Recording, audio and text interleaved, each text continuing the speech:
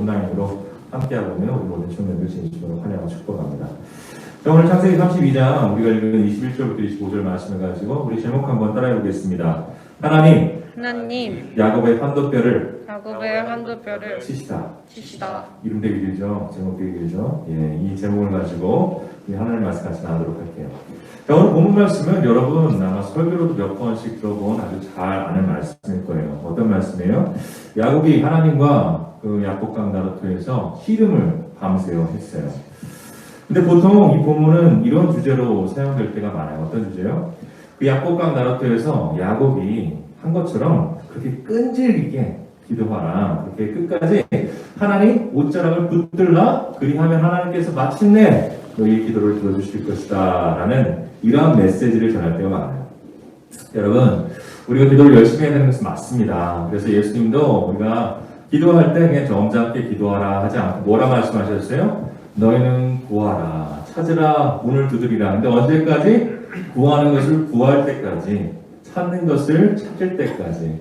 그리고 너희가 문을 두드리는데 하나님께서 그 문을 활짝 열어주실 때까지 쉬지 말고 기도하라 라고 예수님께서도 그렇게 말씀을 하신 거예요. 그런데 아쉽게도 여러분 우리가 분명히 알아야 되는 것은 오늘 말씀의 주제는 그저 그렇게 끈질긴 기도에 대해서 그래서 우리가 하나님의 기도의 응답을 받아내는 법에 대해서 기록한 말씀이 아니라는 거예요. 그건 어떤 말씀인가? 먼저 오늘 본문에 대해서 우리가 먼저 분명하게 좀 짚고 넘어가야 하는 것이 있어요. 그것이 이런 질문이에요. 하나님께서 과연 야곱을 이길 수 없으셔서 도저히 하나님께서 그를 뿌리칠 힘이 없으셔서 그 야복강 나루토에서 야곱에게 씨름을 지신 것일까 하는 질문이에요. 여러분 어떻게 생각하세요? 여러분 우리 둘째 딸 한서가 그 태권도 학원 다닐 때 지금 발레학원 다니는데 태권도 학원 다닐 때 아빠랑 자주 하던 게 있어요. 한서 하자고 졸라다니는데 뭐였냐면 달리기 시합이에요. 달리기. 이제 태권도 학원에서 이제 막 열심히 운동하고 그러면 몸이 좀 튼튼해지고 달리기가 빨라지잖아요. 그러니까 얘가 자신감이 붙은 거예요. 그래서 저기 이제 데려올 때 아빠 나랑 달리기 시합하자고. 그래서 우리 이제 아파트 문까지 같이 시합하자고. 그런데 상식적으로 생각해서 제가 아무리 느려도 우리 애기보다 느리겠어요. 근데 그 결과는 항상 똑같아요. 누가 이겨요? 항상 한서가 이기는 거예요. 왜 그럴까요? 처음에는 좀 비슷하게 좀 재밌게 하려고 제가 막 이렇게 같이 비슷한 속도를 내면서 뛰어가요. 근데 마지막에 어떻게 해요? 속도를 늘려가지고 뭐 슬로우 비디오처럼 한서가 먼저 들어가게 하는 거예요. 그렇게 해서 한서가 그 시합에 이기게 하는 거예요. 제가 왜 그럴까요? 우리 태권도 배우는 딸 자신감 심어주려고 이제 몸 건강해졌으니까 더 열심히 태권도 하라고 아빠가 사랑으로 일부러 져주는 거죠. 근데 오늘 우리가 이 말씀을 읽을 때 묵상을 항상 기억해야 되는 것은 여러분 하나님께서 야곱에게 지신 것이 아니에요. 야곱이 유도가 100단이에요. 씨름이 100단이에요. 그래서 하나님이 도저히 이길 수 없어. 그래가지고 하나님이 지신 것이 아니라 어떤 거예요? 하나님이 지신 것이 아니라 하나님이 야곱을 너무 사랑하셔서 야곱에게 사랑으로 져주신 사건이 야복강 나루토 사건이라는 거예요.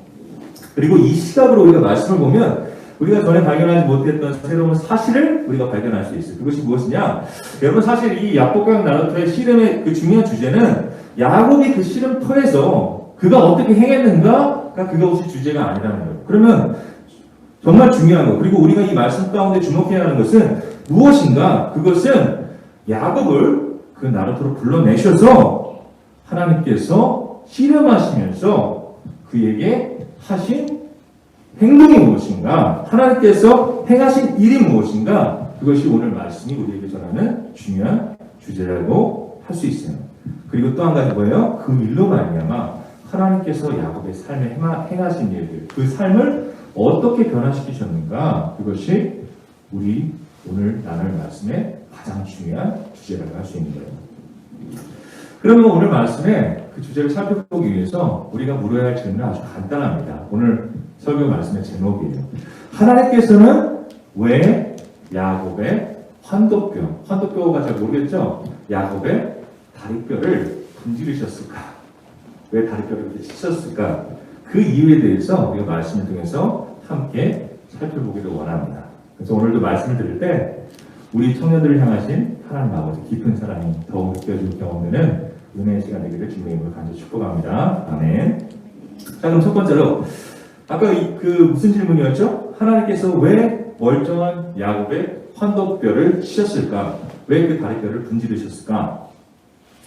자, 여러분 지금까지 야곱의 인생을 한 단어로 정리할 수가 있어요. 그것은 야곱의 삶은 어떤 삶인가? 평생 동안 도망하는 삶이었어요. 도망다니는 삶이었어요. 먼저 야곱 누구로부터 도망하였나요? 그 형 에서로부터 도망하였어요. 그가 둘째로 태어났어요. 그래서 형이 너무 부러운 거예요. 왜냐하면 형이 장자의 축복권을 가지고 있었어요. 그래서 너무 그 장자의 축복권을 갖고 싶으니까 꾀를 부려서 그 형을 속이고 아버지를 속이고 결국에는 그 축복을 바로 챘어요. 훔쳤어요. 근데 거기서 끝나는 것이 아니라 그 형이 기분이 좋았을까요? 열이 받았죠.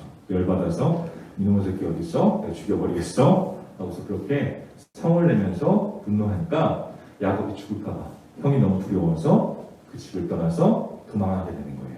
어디로 도망가요? 그 친정, 어머니의 친정네, 라반 삼촌네로 이렇게 멀리 도망가게 되었어요. 여기서 또 퀴즈가 있어요. 그렇게 라반 삼촌네로 도망가했는데 그러면 지금부터 야곱의 삶은 아무 문제 없이 그렇게 평안하였는가? 전혀 그렇지 않다는 거죠. 야곱도 잔머리라면은 일가견이 있었어요. 그런데 그가 만난 그 라반 삼촌은 잔머리고 술 쓰고 그런 거 상관없이 그냥 라반 삼촌은 뭐예요? 그냥 사기꾼이야, 사기꾼. 그냥 사기꾼 그 자체인 거야. 그래서 그 라반 삼촌한테 그렇게 그냥 사기를 당하고 더 야곱을 괴롭게 하는 일이 있어요. 그것이 무엇이냐면 라반 삼촌이 아주 잘하는 것이 있어요. 그것이 무엇이냐? 갑질이에요, 갑질. 지금 야곱이 먼 길 떠나왔어요. 라반 삼촌의 친척내라 하지만 거기는 뭐예요? 타양 타지예요. 그래서 그를 도울 사람이 한 명도 없는 그런 야곱의 약점을 이용해서 20년 동안 그 조카를 아무런 보수 없이 종처럼 부려먹은 사람이 누구예요? 라반 삼촌인 거예요. 그래서 또 큰 난관을 만났어요. 또 큰 두려운 존재를 만났어요. 그리고 야곱이 또다시 하는 일이 무엇인지 아세요? 도망하는 일이에요. 라반 삼촌과 그 아들들이 집을 비웠을 때 몰래 그 가족들과 모든 짐들을 챙겨서 또 야간 도주해서 도망하게 되는 거예요. 그리고 그렇게 인생 가운데 도망하고 또 도망했던 야곱이 오늘 또 하는 일이 있어요. 그것이 무엇이냐? 여러분 그렇게 이제 야곱이 갈 데가 없어서 고향으로 돌아가고 있어요. 근데 야곱에게 들리는 소식이 있어요. 그것이 고향에 누가 남아있어요? 에서 형이 아직도 거기 나가서 살고 있죠? 근데 그 에서 형이 야곱을 기다린다는 거야. 그런 소식이 있는 거예요. 그런데 그 에서 형이 플랜카드 걸어놓고 우리 사랑하는 동생 그동안 고생 많았어. 귀향을 축하해 하면서 이렇게 환영하는 그런 기다림이었을까? 아니죠. 형 에서는 무슨 영화 제목처럼 그때 야곱이 한 일을 아직도 잊지 않았어. 그래서 아직도 그 분노에 찬 거야. 그래서 누구와 함께 기다렸냐면 성경에 뭐라고 적혀 있냐면 장정 400명과 함께 그 동생 야곱을 기다리고 있었다는 거예요. 뭐 하려고? 동생이 오면 따뜻하게 환영해 주는 것이 아니라 손에 뭐가 들려있어요? 칼과 창이 들고 있는 거예요. 오기만 해라. 내가 제일 먼저 뛰어가서 칼로 쳐 죽여버리겠다. 라는 그런 마음을 가지고 야곱을 기다리고 있는 거예요. 근데 그런 두려움 가운데 야곱이 하는 일은 무엇일까요? 무리를 셋으로 나눴어요. 셋으로 나누고 그 무리를 자기의 앞서 형에게 가게 하는 거예요.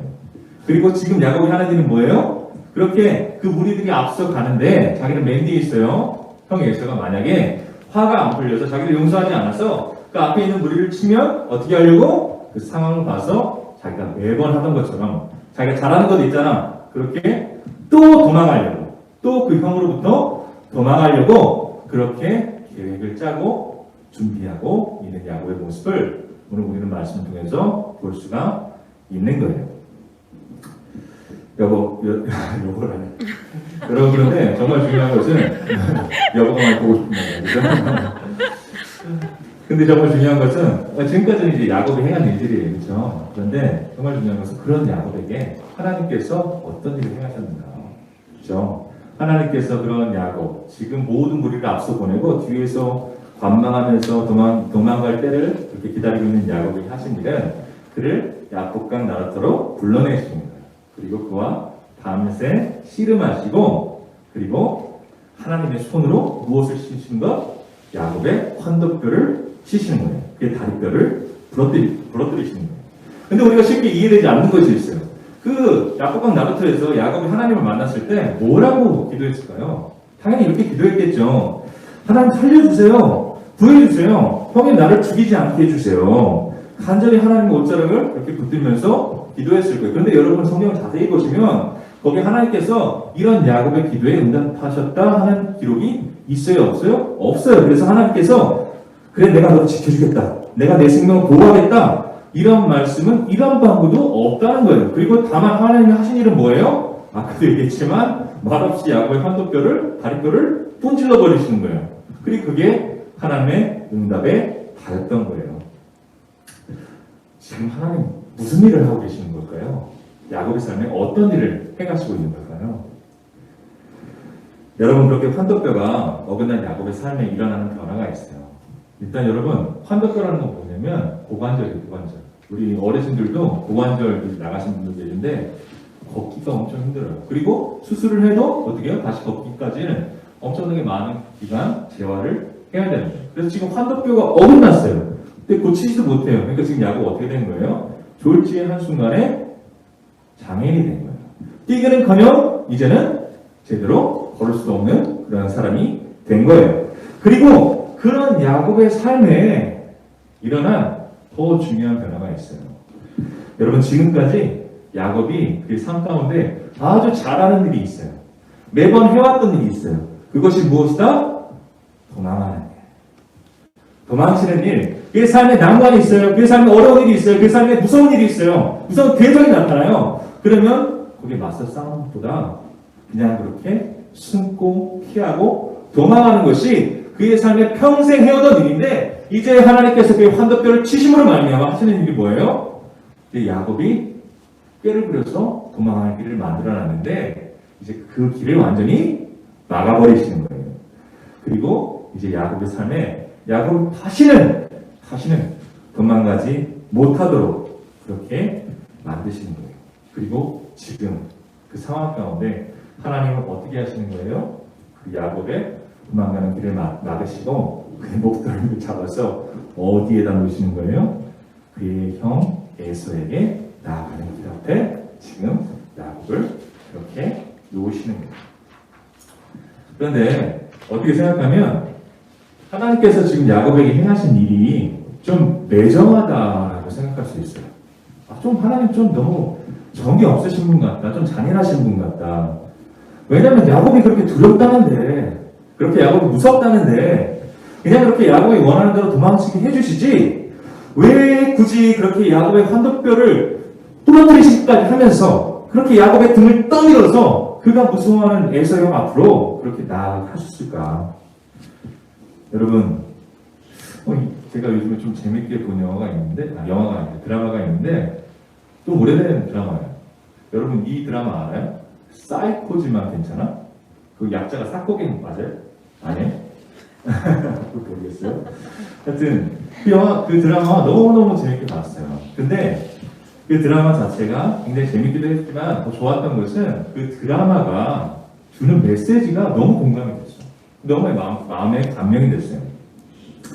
우리 그 드라마 본 우리 청년들은 다 알겠지만 그 드라마 주인공은 누구예요? 한 형제예요. 형이 있고 동생이 있어요. 근데 형이 좀 이렇게 자폐증에 걸린 형이에요. 그래가지고 문제가 있어요. 그리고 동생은 평생 동안 그 형을 수발하면서 잘 돌보는 그런 형제였어요. 그런데 그 자폐증뿐만 아니라 형이 가지고 있는 또 하나의 중요한 문제가 있었어. 그게 뭐냐면 트라우마가 있었어요. 트라우마는 뭐예요? 어떤 것에 대한 어떤 극한의 공포를 느끼는 거잖아요. 근데 그 형은 뭘 보면 그렇게 공포를 느끼냐면 나비를 보면 너무너무 무서워하는 거예요. 그리고 막 그렇게 발작을 일으키는 거예요. 그런데 그 이유가 있어요. 안타깝게도 그 어렸을 때, 그 두 형제가 어렸을 때 그 엄마가 살해당했는데 그런데 그 살해 현장에 누가 있었어요? 형이 있었어요. 그 형이 그 살해범을 목격했던 거예요. 근데 그 살해범의 옷에 그 옷깃에 뭐가 있었냐면 나비 모양의 브로치가 있었어요. 근데 자폐증을 환자는 뭐 하나 꽂히면 그게 이미지가 크게 바뀌잖아요.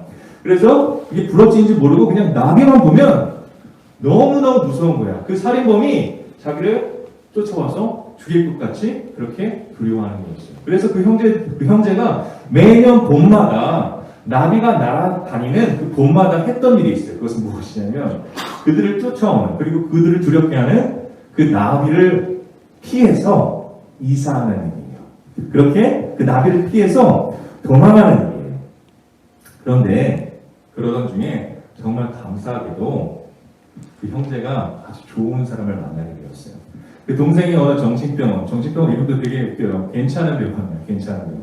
그 정신병원에 원장님을 만나게 되었어요. 근데 되게 굉장히 좋은 사람이에요. 그리고 그 원장님을 만나서 그 도움으로 마침내 그 형이 하게 되는 일이 있어요. 그것이 무엇이냐? 평생 그를 두렵게 하던 그 나비를 용기를 내서 대면하는 거예요.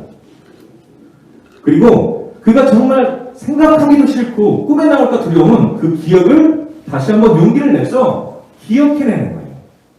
그리고 그 순간이 그 드라마에 있어서 가장 중요한 순간이 아니었을까 생각을 해요. 왜냐하면 그렇게 그 형이 그 나비를 대면하고 그리고 그 예전에 그 무서웠던 기억을 다시 떠올림으로 말미암아 그것을 기점으로 그 형제의 모든 인생에 풀리지 않았던 문제들이 하나하나씩 풀려가기 시작하기 때문이에요.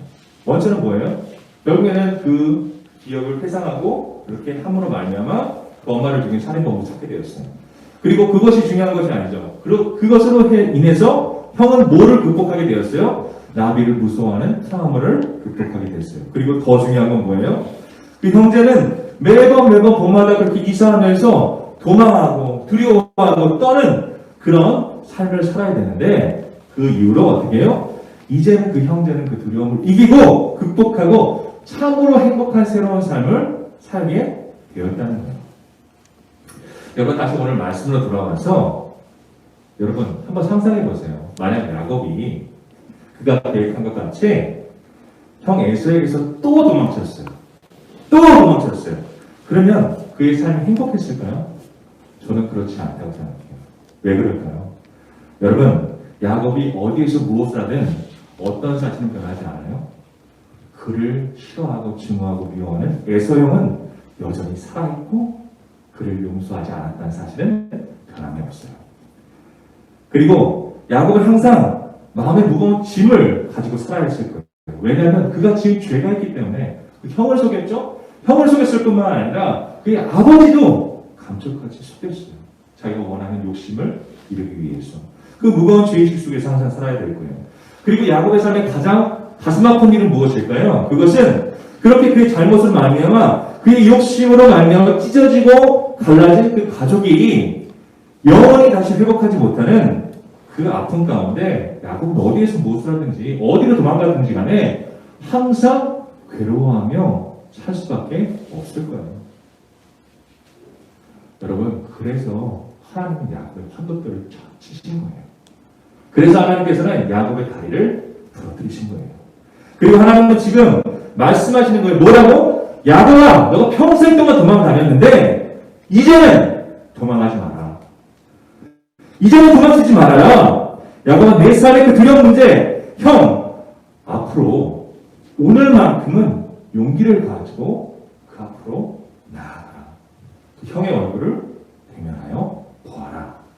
라고 그렇게 하나님은 말씀하시는 거예요. 그리고 하나님께서 왜 어렵지만 힘들지만 야곱의 등을 떠밀어 형 앞으로 내보내십니까?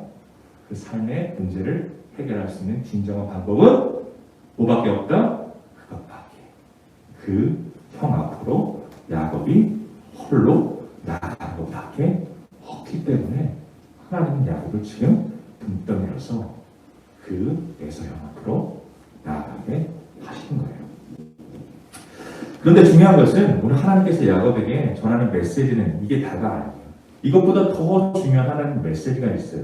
우리 한번 따라해 보겠습니다. 두 번째 하나님께서 야복강 나루터에서 야곱과 씨름하며 전하시는 메시지 간단해요. 따라해 보세요. 야곱아 힘을 빼라. 맞아요. 이 메시지. 하나님께서는 그래 너가 형 앞으로 나아가. 이제 더 이상 도망치지 말고 에서 형 앞으로 나아가. 그것이 너의 문제를 해결하는 가장 중요한 길이야. 그리고 다음 그 문제를 해결하는 중요한 방법. 너의 삶에 힘을 빼라고 야곱에게 말씀하시죠. 여기 우리 창화의 해병대 하사 장교 출신이에요. 저보다 선임이에요. 나는 인사를 하지 않겠지. 나이가 더 많으니까 지금 사회에 아니야, 그치? 뭐야?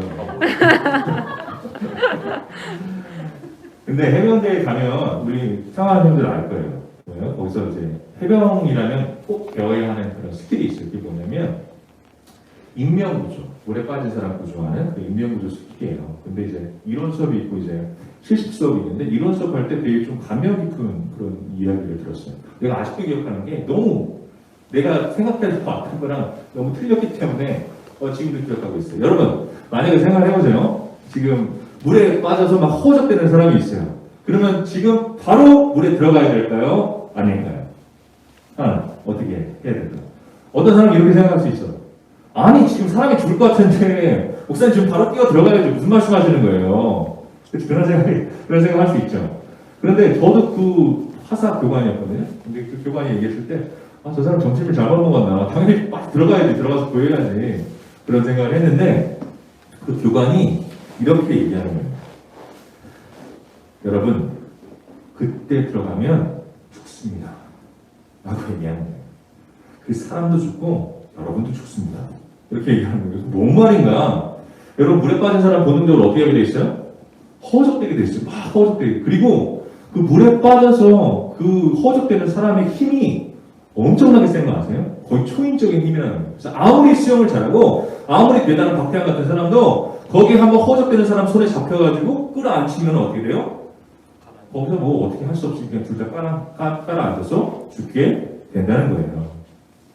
그러면은 중요한 것은 그럼 어떻게 되나? 근데 그 교관이 확신을 갖고 얘기해요. 뭐라고 얘기하냐면 여러분 기다리세요.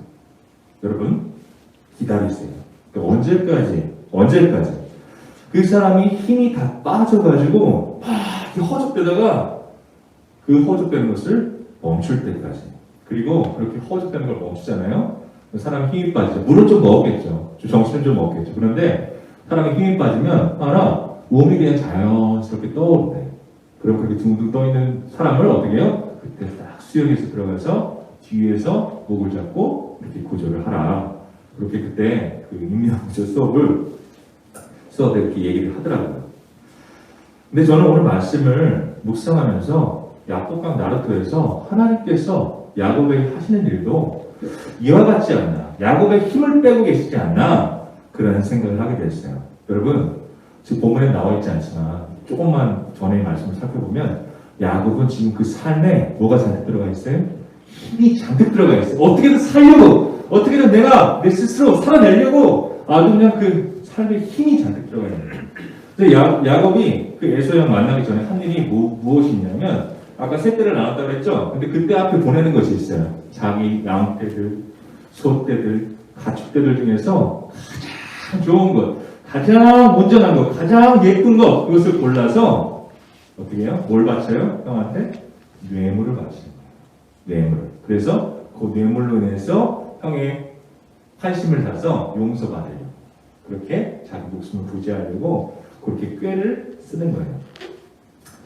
그런데 지금 하나님은 오늘뿐만이 아니라 그 평생 야곱이 매번 해오던 일, 뭐요? 그 삶에 힘이 잔뜩 들어가서 그 위기의 순간에, 그 물에 빠질 순간에 스스로 허우적대서 어떻게든 살아내려고, 어떻게든 살아나려고 내 삶의 요령으로, 내 장깨로, 내 힘과 능력으로, 내 삶의 경험으로 그렇게 허우적대는 그 야곱의 힘을 어떻게 해요? 야곱강 나루토에서 밤새 힘 빠질 때까지, 다 빠질 때까지 씨름하시는 거예요. 그리고 마지막 결정타가 뭐예요? 환뚝불을 빵 치심으로 완전히 KO, 야곱을 완전히 항복시키시는 거예요. 그리고 그렇게 온몸에 힘이 빠진 야곱이 이제 어쩔 수 없이 하게 되는 일이 있습니다. 그의 인생 처음으로 하게 되는 것이 있어요. 여러분 신기한 게 뭔지 아세요? 야곱이 오늘 야곱강 나루토에서 하나님께 기도했잖아요. 그런데 20년 동안 삼촌 라반의 집에 있었죠. 온갖 고난을 겪고 온갖 갑질을 당하고, 그런데 성경 말씀에 야곱이 하나님께 기도했더라 라는 말이 한 번도 나오지 않아요. 그런데 지금 모든 힘이 다 빠졌어. 환도뼈도 나가고 없고 제대로 걸을 수도 없고 그 상태에서 야곱은 그 인생 처음으로 하는 일이 뭐예요?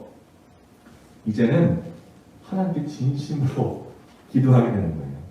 그 인생의 모든 짐을 이제는 내가 다 짊어지고 왔었는데 그 야곱한 나 같으면서 하나님 앞에 내려놓게 되는 거예요. 뭐라고 기도했겠습니까? 하나님, 이제는 더 이상 할 수 없습니다. 하나님, 이제 나는 더 이상 허접될 힘도 없습니다. 이제 하나님밖에 없습니다. 내 삶과 내 생명과 내 영혼을 하나님께 다 맡깁니다. 하나님 책임져 주시옵소서. 이렇게 야곱은 힘 빠진 야곱은 마침내 하나님 앞에 항복하고 그렇게 기도하게 되는 거예요. 그리고 그렇게 힘 빠진 야곱이 다음날 한 일이 있어요. 하나, 퀴즈. 그 전에는 야곱은 그 어디에 있었다고 그랬어? 무리가 있었어. 그리고 맨 앞에 있었어요? 맨 뒤에 있었어요? 쉬운 질문인데 대답 못하니까 내가 당황스럽네.